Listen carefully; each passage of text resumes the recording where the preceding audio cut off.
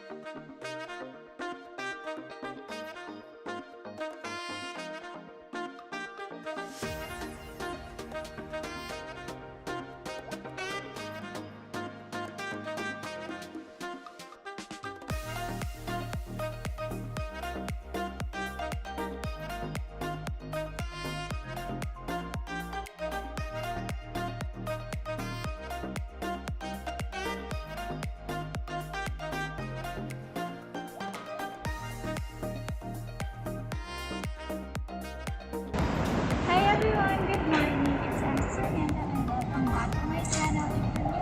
Hello. I hope your day today is better than yesterday.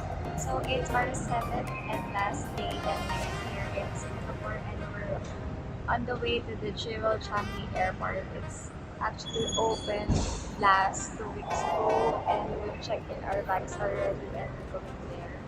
But first, let's go to the restroom first. Guys, that's the famous waterfall, and there's a crowd. Why am I speaking like this? Because I'm overwhelmed. Wow, so pretty.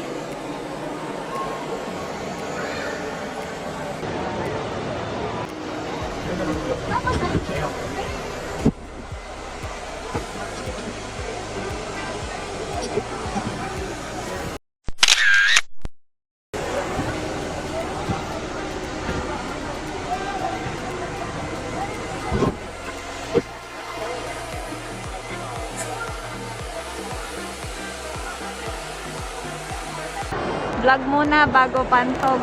Grabe yung pila guys, oh. Hanggang doon. Whee!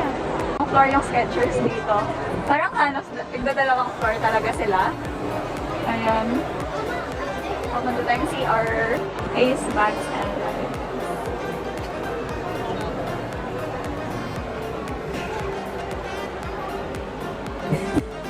yung biggest Starbucks daw dito sa Singapore ay nandito sa Jewel Changi. Matcha rabbit. Matcha white rabbit. Guys, ito yung may less than, more or less 1 hectare na Nike. Are you ready? Pero parang gutom muna ako.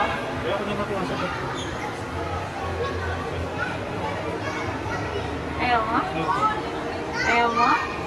Sure ka? Ayaw mo pumasok? Bakit? Sasakit loob mo?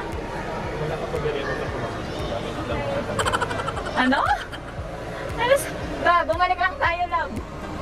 Ah, maikot siya talaga, literally.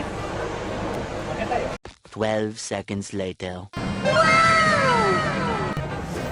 Hi, baby.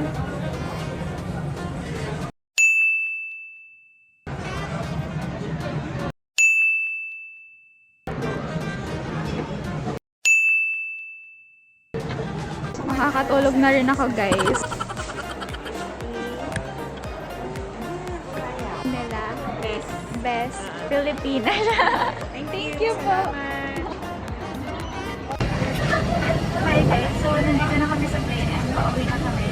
Actually, after the last vlog ko, which is days before 2 days ago.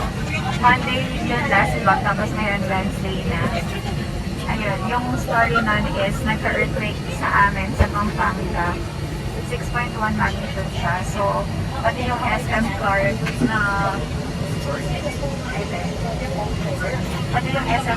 na gumulong na nagbubuho para doon nagka-crack yung ceiling. Tapos, yung siyak naman yung SM Clark International Airport, gumuho din yung building doon. Buti na lang ngayon, okay na siya. Pero hindi pa talaga siya fully okay. Medyo, pero nakakapasa naman yung mga yung mga passengers doon, which is tayo maglalani mamaya. Ayan, sobrang tiyak ko lang.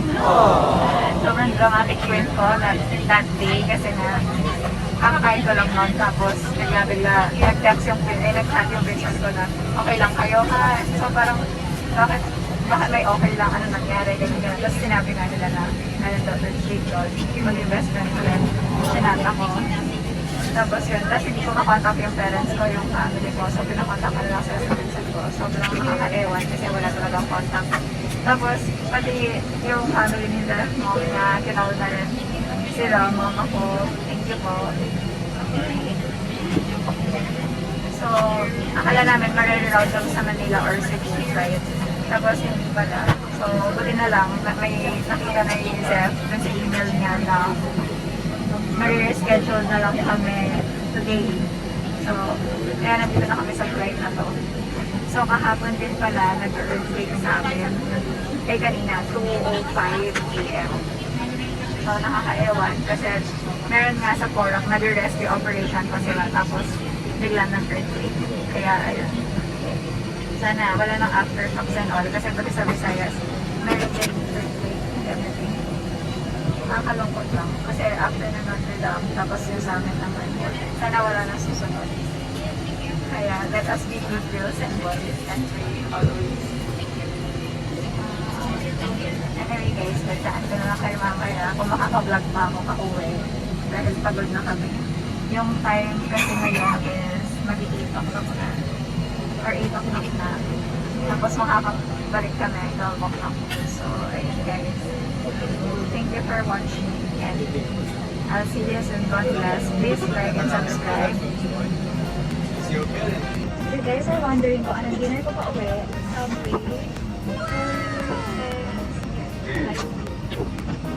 sinasay niyo ang laking white flower. Ako, ito yung best friend ko everyday. Kasi bago kami umalis kasi, habang nasa train kami, habang nasa bus, habang naglalakad, kapag umuulan, sa anything, kapag may na pa sa bus, ayaw mo yung amoy, sobrang best friend mo rin ito. Kapag di ka makatulog, best friend mo rin ito. Kasi diba, ito yung best friend ko. Kaya sa ako ng white flower na sponsor